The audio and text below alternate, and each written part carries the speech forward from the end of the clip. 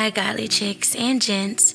I know you guys weren't expecting another podcast until next Friday, January the 17th, but before I start this next season of my podcast, I just have to make sure that I am not speaking from a broken cup and that the water I am giving you all is not tainted. But in order for me to do that, I have to unpack. I have to let go. And I have to get some things off my chest so that I am free to be able to pour out purely and free to teach and, give you guys wisdom about relationships and love that has not been filtered through my pain. So now, in our second and last prelude until the season begins, I have to speak a goodbye letter to someone who I once referred to as my heartbeat. Unfortunately, because of the dynamic of the situation, I have to do it this way because if I tried to do it any other way, it would just be weird. Nevertheless, I have to say this.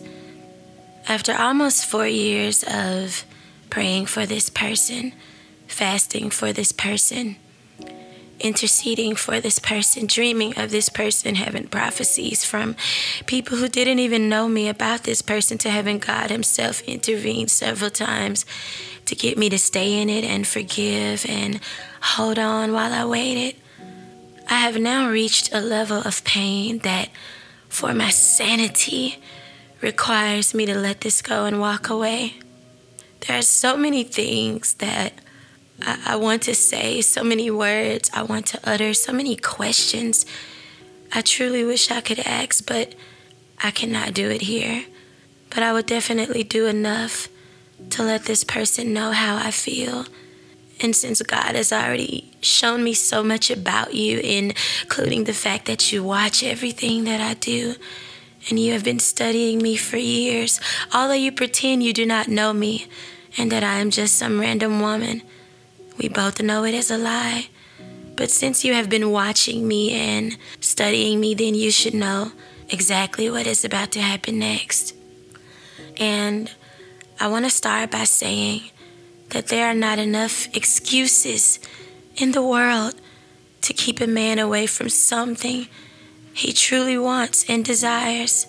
I have observed that in Genesis with Jacob in the Bible, when he was willing to work for 14 years just to be married to Rachel, whom he loved, who after only a month of being around her, he knew she was his wife. I have seen that with Boaz in Ruth chapter 3, when he praised Ruth for choosing him, even though he was the one who had everything and she had nothing. But he praised her because he knew she was a virtuous woman and he knew her character, and he counted himself blessed that she would even want him. And the Bible says that he did not rest until he settled the matter that day, and then she became his wife. Now I know that times are different, but as far as the heart and hunt of a man to pursue something he views as valuable, that will never change. And until this world goes up in flames and Jesus comes back, the heart of men will always burn and pursue what they truly desire. And after 3.5 years, I have finally gotten the memo, and you do not desire me. And that is okay. I have dealt with rejection all my life.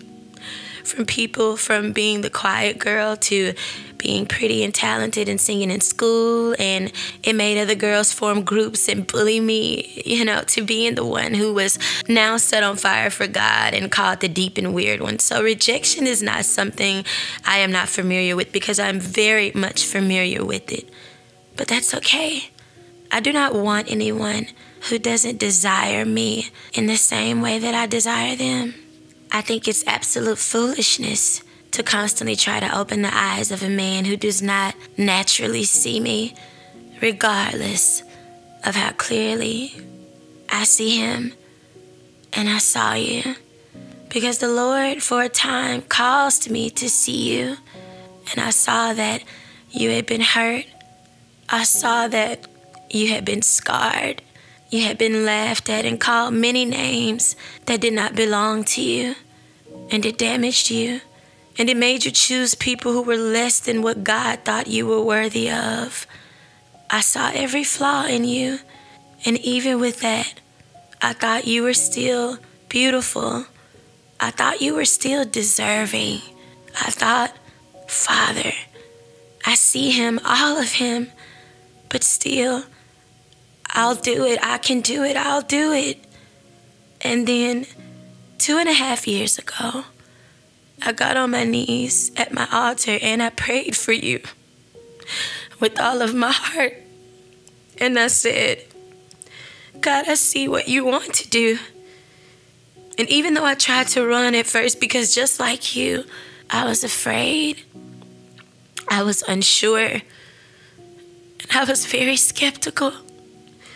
But still, I cried at my altar for you with your name written on a prayer card. And I said, Father, if this is truly you, I'll do it. I'll do it. With every flaw, with the pain I have had to endure waiting for you, with knowing that this was not how I envisioned my love story at all, still, my answer was yes. And I made a vow to the Lord to always pray for you and cover you. And I said that if this is what God truly wanted for both of us, for his own holy and divine purposes and reasons, then I would accept it. And I vowed. And now I have to ask him to forgive me, because this is a vow I feel I will not be able to keep.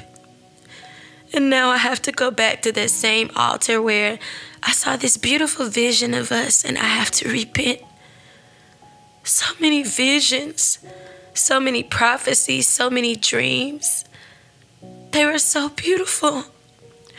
And I would have these dreams where we were married and you would be crying in them saying how you didn't deserve me, and you would just cry and stare at me in disbelief that God gave me to you. There was even one dream where your sister came to me and said at a family dinner, I don't know what you have done to my brother, but he is a whole different man. And I would wake up from these dreams smiling, because I could not wait to love you that way. I could not wait to pour myself out on you in such a way that you would be in disbelief that it was even real. And not because of who you are or what you have, but because every person, every human being on the face of this earth deserves that kind of love, regardless of their past, regardless of the mistakes they've made, and regardless of the people they hurt. They still deserve that kind of love. A love that feels beautiful, a love that feels freeing, a love that feels happy, a love that is fulfilling not just to the body and sexual organs, but to the mind, heart, and soul. A love that feels as if it came straight from heaven with no strings attached, because it was sent by God to heal, to restore, to give peace, and to set free.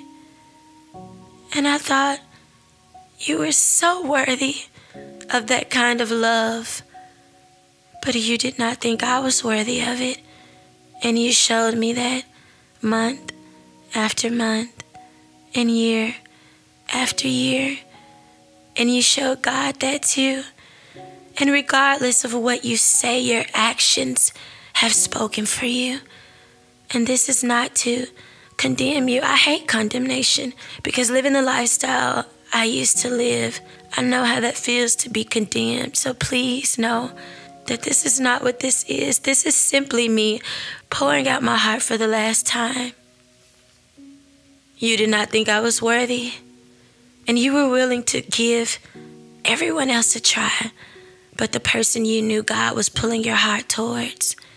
And please do not insult my intelligence or my prophetic gift with acts of cluelessness and ignorance, because the night after you had that Bible study and I came and your friend put me in the car with him and we drove off because my Lyft ride had been canceled 3 times, and he was nice enough and kind enough to make sure that I wouldn't be on a mountain stranded.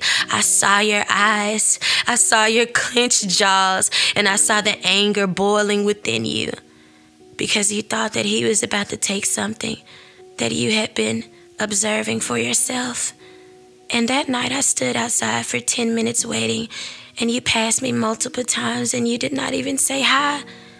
You pretended that you did not know me. Yet when I went out to eat with your friends, you were angry and posted in your stories all that night. So please, do not insult my intelligence and do not insult the Spirit of God, because He Himself has told me that you know exactly who I am. And you have been knowing for years, and I know that this feels strange, but you have been knowing for a while. Maybe not as long as I have, but definitely over 2 years.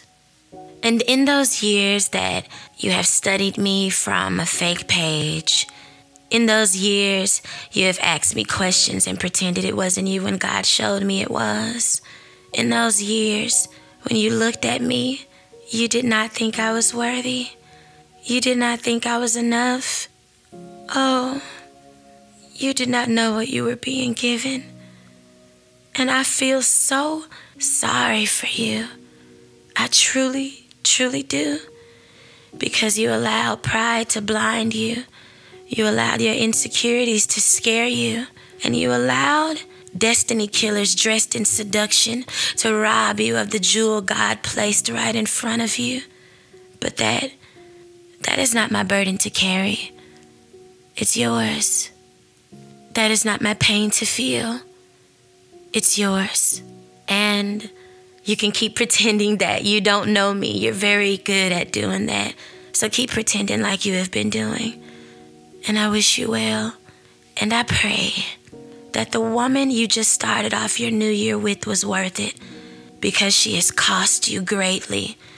And when I prayed for you on New Year's Day, I felt darkness. And I knew that something was off. And then I saw a few days later. So, my heartbeat. This is the bed you have chosen, and you will lie in it. And God will free me from you, for you are no longer my burden to carry. And I don't know what demons lied to you, or why you even chose to believe them, but you were never going to be condemned here. But you were going to be loved, respected, adored, prayed for, and cared for until the day I drew my last breath. But now, that is nothing to worry yourself about, because you are free. Free from wondering if I am who God says I am. Free from trying to figure me out through social media, as if a person could ever get to know someone fully just by looking at them through pictures and videos. But you're free from even doing that anymore.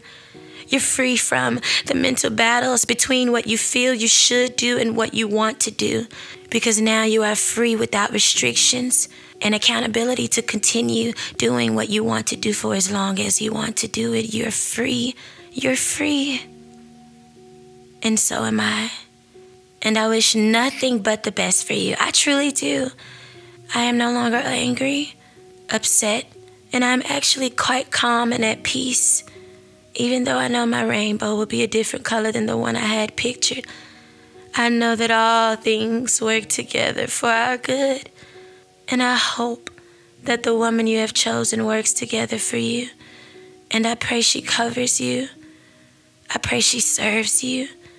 I pray she blesses your life and changes you from the inside out and adds favor and makes you the man of God God showed me that He wanted you to become.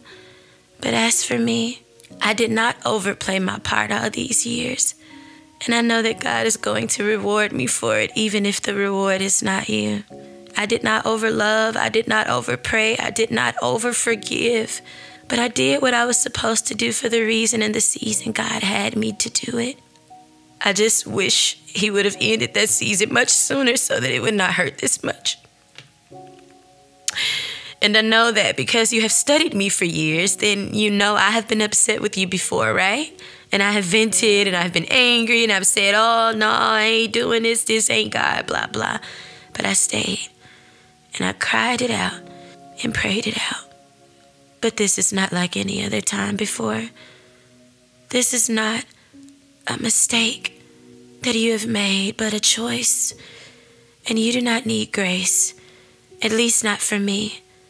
I have forgiven myself for allowing myself to be stuck this long into a situation that some people would say was an illusion, even though in my heart I knew it wasn't, and you knew it wasn't either. And this time, this is not me venting.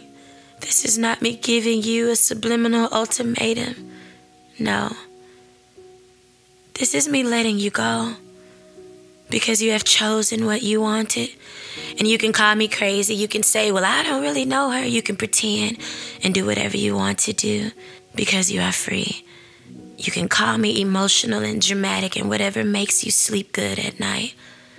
But after 4 years of praying for someone, after almost 4 years of seeing dreams and visions and signs and hearing prophecies from people who I don't even know, confirming to me that this was indeed God, and now I have to walk away from it for my sanity, please, I am allowed to be as emotional and sad as I need to be. And with that being said, I truly wish you well. And I pray that you have found in what you have chosen a woman who was worth the price of it all. Goodbye.